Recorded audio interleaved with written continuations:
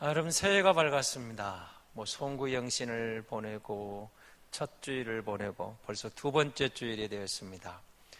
여러분 한 해에 대한 정리를 해보시고 새해 어떤 계획들을 세웠습니까? 여러분이 계획하고 세운 새해의 모든 계획들이 올 한 해 연말에 가서 후회함이 없이 잘 성취되고 이루는 복된 한 해가 되시길 바랍니다. 그래서 오늘 우리 교회는 2019년은 50주년을 기념하는 해가 3월이면 50주년이 됩니다. 그래서 우리는 컨설팅을 하면서 새로운 도약을 위해서 많이 함께 기도했고 또 고민도 많이 하고 준비하고 있습니다. 저는 오늘 이제 이 말씀을 살펴보면서 당분간 사도행전을 쭉 보려고 하는데요. 이유가 있습니다. 여러분 사복음서를 보시면서 예수님에 대한 이야기, 그가 오셨다, 그가 이렇게 가르쳤다, 그가 우리에게 이렇게 나타나셨다, 그리고 그가 부활하시고 그가 승천했다, 예수님에 대한 이야기를 계속해서 나오게 됩니다. 여러분 보면 등장하는 사도행전의 저자, 기자로 알려진 우리 누가도 역시 누가복음을 기록하게 되죠. 그래서 오늘 본문은 사실은 사도행전은 누가복음의 속편이라 이렇게 우리에게 알려져 있습니다. 누가복음이 제1권, 제2권이 사도행전이다.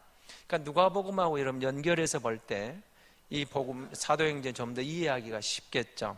그래서 사도행전을 제대로 보시려면 누가복음을 한번 보시고 그 다음에 특별히 시간이 없으면 24장만큼이라도 보고 그 이후에 기록되어 있는 이 교회에 대한 이야기, 그리고 사도들이 어떻게 복음을 전했는가, 초대교회가 어떻게 서갔는가, 이 이야기가 아주 중요한 거죠. 여러분 사복음서를 통해서 주님이 하신 말이 있습니다. 어떤 말을 하신 거죠? 예수 그리스도가 오셨다는 거예요. 그가 복음이라는 겁니다. 그가 복음이 되고 그가 이렇게 살았고 그러니까 이렇게 가르쳤고 그가 이렇게 올라가셨다, 승천하셨다, 그가 이렇게 약속했다. 무슨 이야기죠? 그에 대한 그의 복음, 계속해서 예수님의 복음을 설명하는 거죠. 그리고 그 복음이 끝나면서 그럼 교회는 어떻게 시작됐는가, 사도들은 무슨 일을 했는가, 사도행전이 증거하는 거죠. 교회는 그의 복음을 바로 알고 교회는 그의 복음을 전하는 겁니다. 내 복음이 아닙니다. 사람의 복음이 아닙니다. 그의 복음을 전한다는 게 얼마나 중요한가를 알아야 됩니다. 예수가 이 땅에 오면 무엇을 하셨는가, 뭘 가르쳤는가, 예수가 누군가, 그리고 어떻게 그 위에 교회가 세워졌는가, 그리고 교회는 무엇을 해야 될 것인가, 그의 복음을 전해주고 그의 복음을 가르쳐주고 그의 복음을 전하라고 하시고 그리고 그의 복음 위에 세워진 교회 이야기가 사도행전이라 그 말이죠. 여러분 그의 복음을 왜 강조하냐면 얼마 전에 웨스트민스터 신학대학원 총장님과 만나서 이렇게 좀 간단하게 이야기할 강의를 듣고 이야기를 할 기회가 있었습니다. 그분이 그때 우리에게 강조한 게 있습니다. 지금 전 세계적으로 자칭 예수, 재림 예수, 보혜사, 성령, 자칭 감람나무가 168명이 등장했습니다. 그런데 한국에 약 40명이 있습니다. 이렇게 말을 했어요. 여러분 놀랍죠? 그런데 그들이 전하는 복음은 그의 복음이 아니라 예수님의 복음이 아니라 변질된 복음입니다. 틀어버렸어요. 예수에 대한 이야기, 예수님의 복음이 아니에요. 복음을 바꿔버린 거예요. 복음을 틀어요. 결과가 달라지는 거죠. 그의 복음이 중요하면 그의 복음. 제가 여러분이 전능교 하나님 이야기를 잠깐 언급한 적이 있는데요. 여러분 이 사람들이 하냐, 여러분 그의 복음이란 말 이런 의미가 있는 거예요. 예수님의 복음을 바로 전한다는 거예요. 예수님이 뭘 말하냐, 그럼 그의 복음은 또 두 번째는 이런 의미가 있는 겁니다. 사도들이 뭘 전하는 걸 주목하셔야 돼요. 그러면 사도들의 말이었느냐? 아니었죠. 사도들이 전한 복음이 그리스도의 복음이었던 거죠. 전능교 이야기를 왜 하냐 하면 여러분 너무 멋있잖아요. 전능교, 전능하신 하나님의 교회. 그들이 이렇게 말합니다. 왜 성도들이 교회에 가서 목사님 말만 하니, 목사님 이야기를 듣고 목사님 이렇게 말했다, 목사님 말만 한다는 거예요. 하나님 말을 안 한다는 거예요. 맞는 말 같잖아요. 그런데 이게 잘못된 거죠. 목사가 성경을 들어서 하나님의 마음을 풀어주고 하나님의 말을 전할 때, 사도들이 그리스도의 복음을 받아서 그리스도의 복음을 전할 때 그 복음이 그 복음인 겁니다. 사도의 복음이 아니에요. 목사의 복음이 아니에요. 예수 그리스도가 오셔서 예수 그리스도가 전하신 복음, 예수 그리스도가 가르치신 복음, 예수 그리스도가 나타내신 복음, 천국의 비밀, 그리스도 안에서 감춰진 천국의 비밀, 그리스도 안에 풀어진 하늘의 비밀, 그를 믿음으로 구원받는 성도의 길, 하늘문이 열어주신 그 복음, 우리가 그 복음을 듣는 거예요. 그리스도를 듣는 거예요. 예수 그리스도에 대한 복음. 교회는 이 복음을 전해야 됩니다. 우리 이 복음을 듣게 이곳에 왔고, 이 복음이 우리의 은혜가 되고, 오늘 찬양대 찬양처럼 주님의 은혜가 놀라워서 나 같은 죄인에게 구원의 길을 열어주시고 예수 믿음으로 구원받은 이 은혜, 이 복음이 내게 전해져 왔다, 그 말입니다. 내가 그리스도를 믿음으로, 그 복음을 받음으로, 그 복음을 믿음으로 하나님의 자녀가 되는 영광의 주인공이 됐다. 놀라운 은혜의 주인공이 됐다. 여러분, 누가는 그래서 이 복음을 쓰면서 데오빌로의, 누가복음도 나오면 데오빌로라는 말이 나오죠. 그 박사학위 논문이라든지 책을 쓸 때 보면 지금도 그렇게 나오죠. 이 책을 누구에게 헌정합니다, 또는 이 논문을 누구에게 바칩니다, 이런 표현들을 많이 보시죠. 그게 이제 부모님에 대한 감사, 교수님에 대한 감사, 그러니까 그런 분들에 대한, 윗사람에 대해서, 내가 이만큼 공부하게 된 것에 대해서, 내가 이런 결실을 맺게 된 것에 대해서 도와주신 분들에 대해 지금까지 그 은혜에 감사하면서 서론에, 서두에 쓰는 거죠. 헌정합니다. 그런 뜻으로 지금 데오빌로를 언급하고 있는 거죠. 어쨌든 이 누가는 데오빌로의 은혜를 입은 사람 같아요. 그리고 그에게 복음을 전했고, 그럼 이제 이 사도행전을 기록하면서 누가복음에서 다 하지 못했던 것, 뭘 말했습니까? 누가복음에서는 오늘 본문은 이렇게 이야기합니다. 1절 뒷부분을 보시기 바랍니다. 무릇 예수께서 행하시며 가르치시기를 시작하신부터 그가 택하신 사도들에게 성령으로 명하시고 승천하신 날까지 이를 기록했다. 이게 누가복음이라는 겁니다. 예수님이 오셨습니다. 그가 뭘 행했느냐? 예수님이 오셨습니다. 그걸 뭘 가르쳤느냐? 예수님이 오셨습니다. 그가 어떻게 죽었습니다. 끝난 것 같았어요. 근데 그가 부활하심으로 이들 곁에 있다가 승천하신 그까지, 누가복음 24장을 보면 그 본문이 나오는 거죠. 그가 오셨습니다. 그가 행하셨습니다. 그가 가르치셨습니다. 그가 승천하셨습니다. 그럼 그 다음에 무슨 일이 일어났느냐? 이제부터 적겠습니다, 그 말이죠. 그래서 우리는 여러분 복음서를 들면서 예수님을 만나고 사도행전의 서신서를 통해서 초대교회가 어떻게 교회가 세워지고 어떻게 복음이 전해되는가를 우리는 주목해야 되는 거죠. 왜냐하면 그것이 교회가 가야 할 길이기 때문에 그렇습니다. 그 길이 성도가 감당할 사명이기 때문에 그렇습니다. 우리는 그의 복음을 듣고 그의 복음을 전하고 그의 복음을 가르치고 그의 약속을 기다리는 믿음의 공동체이기 때문에 그런 거죠. 그의 복음에 주목을 하는 거예요. 그가 가르쳤어요. 그가 말씀하셨어요. 그가 약속하셨어요. 그리스도가 행하신 것, 가르치신 것, 전하해 주신 것, 여러분 그것 때문에 우리에게 하늘나라가 열렸잖아요. 솔직히 저와 여러분은 이방인으로서 복음을 몰랐습니다. 하나님도 몰랐습니다. 그리고 우리 자칭 우리가 믿는 다양한 신들을, 우상들을 섬겼습니다. 정말 수도 없는 신들이 있었어요. 얼마나 많은 신들이 우리에게 있었습니까? 많았어요. 근데 그리스도가 오신 거죠. 그가 오셔서 우리에게 하늘나라의 비밀을 열어주시는 겁니다. 천국이 있다. 여러분 오늘 3절, 4절입니다. 4절, 3절 뒷부분부터 보시기 바랍니다. 이렇게 나옵니다. 40일 동안 그들에게 보이시며 하나님 나라를 일을 말씀하시니라. 사도들에게 모이사 그들에게 분부하여 이르시되. 여러분, 40일 동안 그들에게 보이신 장면이 어떤 장면이죠?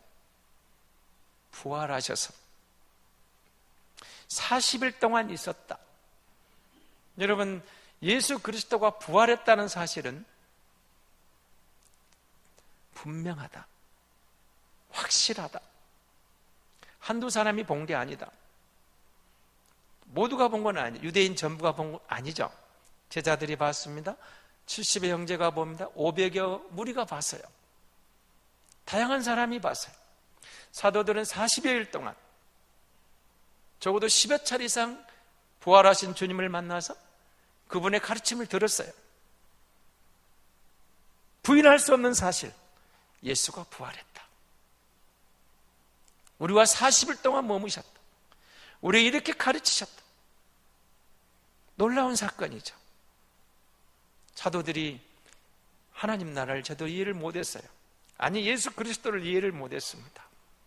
그의 죽음으로 모든 것이 끝난 것만 같았어요. 여러분, 교회에 들어와서 예수를 믿고 내가 소망의 백성이 되었습니다, 천국 백성이 되었습니다, 이런 확신이 들어오시죠? 그런데 말입니다, 정말 내가 부활을 믿느냐?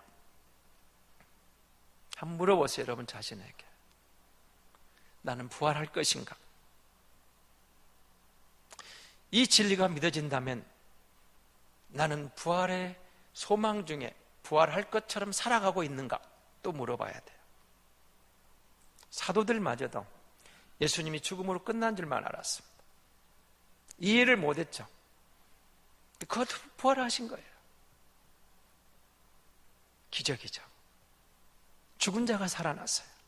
분명히 죽었는데, 십자가에 달렸는데, 마지막 피한물 다 쏟았는데, 끝난 줄 알았는데 제자들이 오해한 거죠. 하나님 나라는 저들이 생각한 그런 나라가 아니었던 겁니다. 예수님이 드디어 왕좌에 오르셔서 우리가 좌우편에 앉고 우리가 대신이 되고 장관이 되고 로마를 정복하고 이 땅에 하나님 나라가 세워져 우리가 뭔가 통치하는 나라가 올 것이다. 근데 그가 죽음으로 산산이 끝난 줄 알았죠. 부활하심으로 찾아오신 거죠. 그게 끝이 아니라는 거죠. 천국은 그런 게 아니라는 거죠. 부활의 영광을 주시면서 오늘 본문은 뭐라고 하죠? 4절 뒷부분에 보십시오. 예루살렘을 떠나지 말고 내게서 들은 바 아버지의 약속하신 것을 기다리라. 예루살렘을 떠나지 말고 아버지의 약속하신 것을 기다리라. 여러분, 예루살렘을 왜 떠나지 말라고 했을까요? 왜 특별한 장소? 예수님의 주 사역지는 사실은 예루살렘이 아니었잖아요. 갈릴리였죠. 갈릴리를 떠나지 말고가 아니고 나사렛을 떠나지 말고도 아니고 사마리아도 아니고 예루살렘을 떠나지 말아라. 예루살렘이 의미가 있는 곳이었습니다. 솔로몬 성전이 있습니다. 하나님의 성전 무너졌죠. 그러나 다시 스룹바벨 성전이 세워지고 헤롯 성전이 이어지면서 하나님의 성전이 있는 곳, 시온성, 시온산성, 예루살렘,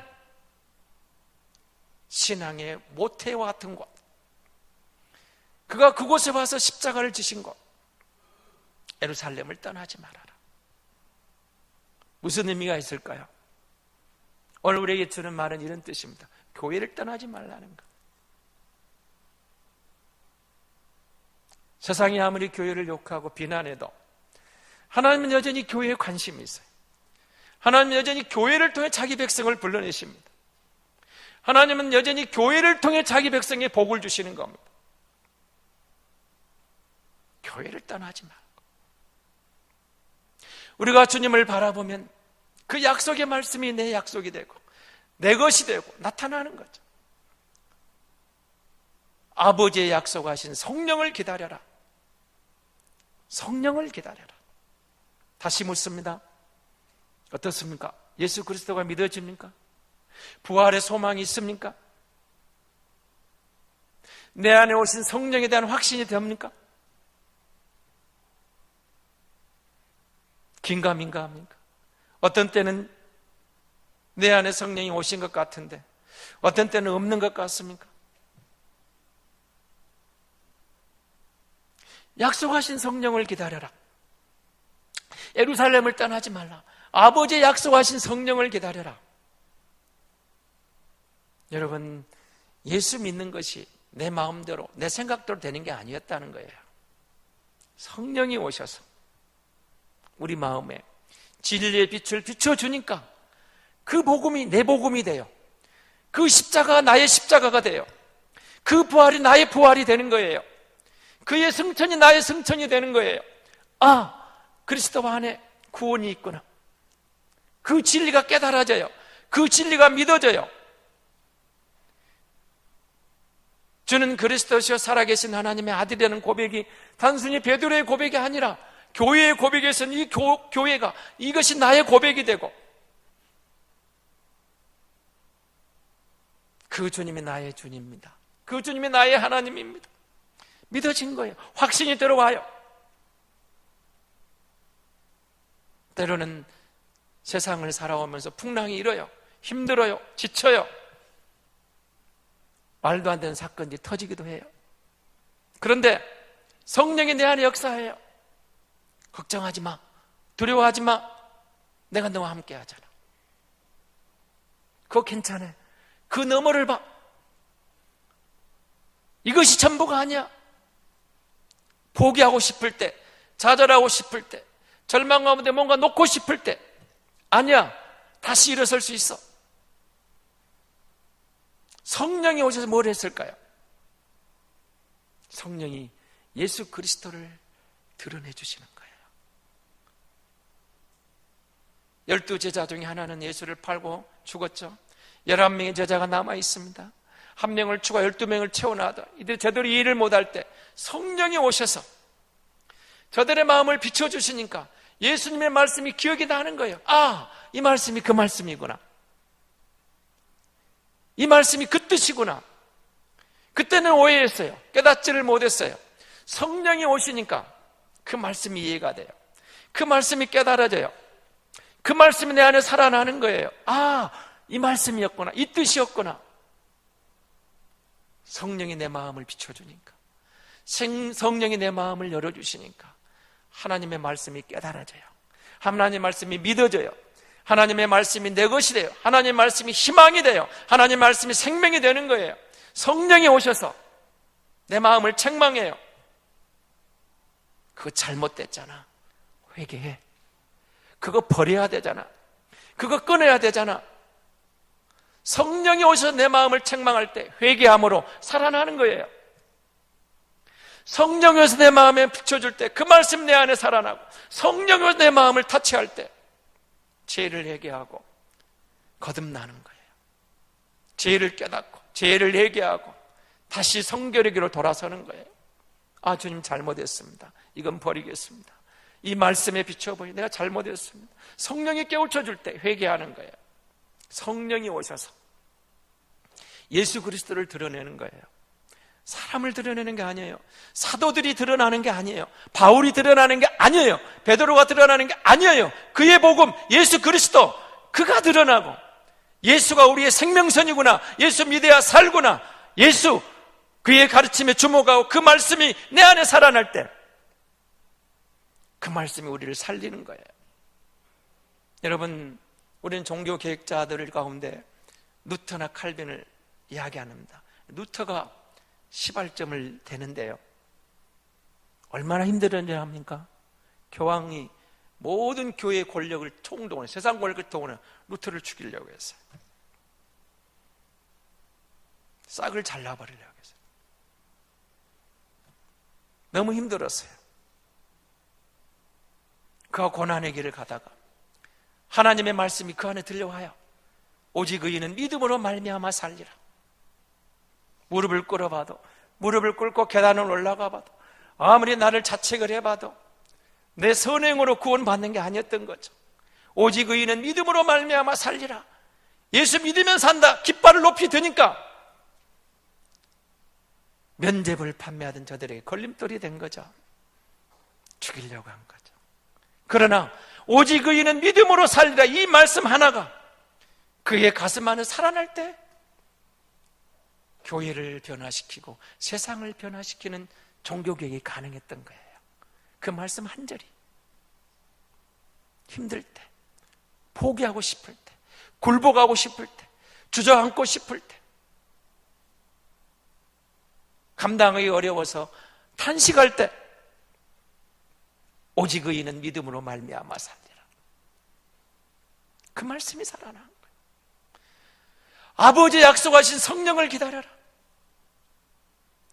사랑하는 성도 여러분, 예수가 나의 주로 믿어주셨습니까? 부활의 소망이 있습니까? 부활이 내 것이 되었습니까? 확신이 왔습니까? 감사하며 그 말씀을 더욱 가까이하며 말씀에 순종하면 더 큰 주의 영광을, 은혜를 누리게 될 줄로 믿습니다. 아직 긴가민가합니까? 부활? 그거 믿어도 돼? 정말 부활이 있는 거야? 반신반의 일어납니까? 예루살렘을 떠나지 말고, 교회를 떠나지 말고, 여러분 교회 와서 하나님 앞에 무릎을 꿇어 보십시오. 하나님, 나를 아시죠? 나를 하나님 형상으로 지으셨다면서요. 누구는 예수 믿고 저렇게 확신에 차서 저렇게 어려운 순간에도 그 믿음으로 극복한대. 나는 이 문제 때문에 너무 힘듭니다. 하나님이 없는 것 같습니다. 때로는 안 믿어집니다. 하나님 앞에 솔직하게 여러분 마음을 터놓으십시오. 주님, 믿고 싶습니다. 약속하신 성령을 제자들에게 보내시고 교회에 주시고 이 시대 예수 믿는 사람들에게 보내셔서 그 성령을 받고 험한 나그네 인생길도 믿음의 소망 중에 주님을 바라보 나가는 저 믿음의 용사들처럼 내게도 믿음을 주옵소서. 약속하신 성령을 내게 주옵소서. 겸손히 우리가 그 앞에 무릎을 꿇으면, 우리의 마음을 드리면 하나님께서 약속하신 성령을 우리 모두에게 보내주실 줄로 믿습니다. 성령이 오셨어요. 오순절 성령이 강림하셨어요. 이게 얼마나 중요하느냐. 여러분 구약 성경을 읽어보시면 성령을 특별한 사람들에게만 주었어요. 유대인 모두에게 부어주신 게 아니에요. 제사장에게, 선지자에게, 왕에게, 하나님이 주신 이임받은 권위를 가지고 잘 다스려라, 잘 통치해라, 잘 이끌어가라. 특별한 사람들에게 성령을 부어주셨어요. 그리고 그들이 범죄하면 성령이 떠나버렸어요. 아버지의 약속하신 성령이 왔어요. 오순절 성령이 강림했어요. 예수 믿는 모든 사람들에게, 그의 성령을 사모하는 모든 사람들에게 성령을 보내주시고 부어주시고 성령을 주시는 하나님, 모든 사람에게 다가오시는 성령님, 이제 떠나시는 게 아니라 한 번 우리 가운데 오신 성령을 결코 떠나지 않아요. 성령이 부어주셨어요. 약속하신 아버지의 성령, 하나님의 성령이 왔어요. 보혜사 성령이 왔어요. 우리를 책망하러 오신 게 아니에요. 우리를 정죄하러 오신 게 아니에요. 우리를 도우러 오신 거예요. 하나님의 자녀답게, 하나님의 택함을 입은 사람답게 바른 길 갈 수 있도록 우리를 지도하기 위해서, 우리를 가르쳐 주시기 위해서 그의 성령이 왔다, 이 말입니다. 성령이 오셨습니다. 약속하신 성령입니다. 하나님은 시건하지 않습니다. 하나님은 실수가 없습니다. 그가 약속했다는 말은 반드시 주겠다는 확신을 주고 있는 겁니다. 반드시 주겠다. 누구든지 사모하는 사람에게 성령을 보내겠다. 성령이 오니까 우리가 달라지잖아요. 예수가 믿어졌어요. 그 말씀이 내 말씀이에요. 그 약속이 나에게 주신 약속이에요. 사는 삶은, 환경은 여건은 그대로인 것 같은데 성령이 내 안에 오고 보니까 그걸 대하는 내 마음이 달라져요. 내 인생이 아무리 힘들어도 성령이 내 안에 오시면, 주님이 나와 함께 하시면 나는 복 있는 사람이구나, 내가 하나님의 사람이구나, 내가 그의 백성이구나, 그 부활의 주인공이구나. 여러분, 이게 얼마나 큰 영광이에요. 부활의 주인공이 된다는 거죠. 천국의 백성이 되었다, 천국의 주인공이 되었다. 그래서 여러분, 조금 힘들 때가 있어도 주님을 의지하게 되는 것, 다시 말씀을 봐요. 그 말씀을 붙잡는 거예요. 이 약속이, 성령을 보낸 약속을 이루어진 것처럼 이 약속의 말씀이 내가 믿음으로 반응하면, 믿음으로 붙잡으면 다시 하나님이 역사할 걸 믿는 거예요. 하나님의 모든 말씀은 약속의 말씀이거든요. 그래서 여러분, 다시 복음서를 보는 거예요. 예수님이 누군가를 알아요. 예수님을 소개해요. 사도행전의 서신서를 봐요. 초대교회는 어떻게 갔는가? 초대교회에서는 어떻게 살았는가? 그 극심한 박해 가운데서도, 생명의 위협 속에서도 이들이 굴하지 않았던 건 뭘까? 성령이 계셨거든. 두렵지 않았어요. 여러분, 11 제자가 다 순교자가 되잖아요. 물론 사도 요한은 순교자라 아닐 수도 있지만 순교적 유배까지 가고 그곳에 죽어가니까 순교적 삶을 산 사람이 사도 요한이죠. 성령을 받고 보니까 하나같이 이 약속의 말씀을 붙잡혀 이 약속의 말씀을 의지해 사는데 두려워하지 않았어요. 어떤 상황에 굴하지 않았어요. 그 길을 끝까지 갈 수가 있었어요. 성령을 받고 보니까. 오늘 우리 교회는 성령을 사모해야 돼요. 하나님 우리에게 성령을 부어주시고 내 안에 성령을 부어주셔서 보혜사 성령의 도우심으로 내가 하나님의 마음을 이해하고 하나님의 마음을 바로 알고 그 하나님의 마음을 순종할 수 있게 해달라고. 성령이 오시면 하나님의 뜻이, 하나님의 마음이 이해되고, 허물 많은 세상에서 허울뿐인 육신이지만 성령이 내 안에 오시면 그 성령에 이끌려서 거룩한 성도로 열매 맺고 승리하게 될 줄로 믿습니다. 성령이 오셨어요. 약속하신 성령이 우리에게 왔어요.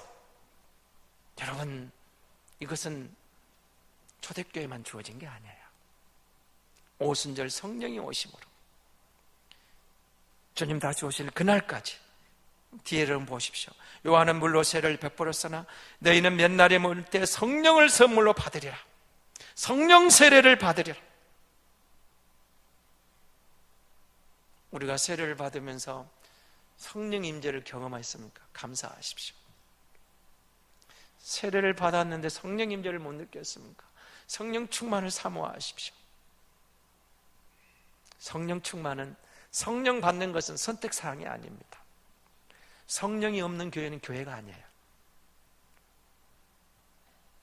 성령을 받지 못하면 교회가, 교인이 성도가 될 수가 없어요. 종교인에 머무는 거죠. 성령을 받아, 성령 충만한 교회, 성령 충만한 성도가 이 시대의 교회의 본질, 성도의 본분을 감당하게 되는 겁니다. 그거 아니면 안 돼요. 내 자신감으로 안 돼요. 내 경험으로 안 돼요. 내 지식으로 안 돼요. 내 재산으로 안 되는 거예요. 돈으로 되는 게 아니에요. 성령이 오셔서 교회를 다스리고 성령이 오셔서 나를 다스릴 때 하나님의 마음이 내 안에 살아나고 하나님의 마음을 내가 이해하고 성령의 도우심으로 성령의 예물을 맺게 된다, 그 말이죠. 사랑하는 성도 여러분, 약속하신 성령을 받고 주를 고백한 우리 모두에게 하나님이 주신 약속을 붙잡고 나아가면 하나님 그 약속을 이루어 주실 줄로 믿습니다. 뭔가 좀 아쉬운 게 있습니까? 긴가민가 합니까? 성령 충만을 사모하시면 하나님이 반드시 부어주실 겁니다. 우리 교회가 새로운 50년을 열면서 무엇보다 성령이 이끌릴 때, 우리 각 사람이 성령이 이끌릴 때, 주님 다시 오실 그날까지 교회의 사명, 성도의 본분을 감당하면서 하나님의 영광을 드러내는 교회로, 성도로 쓰임받게 될 줄로 믿습니다.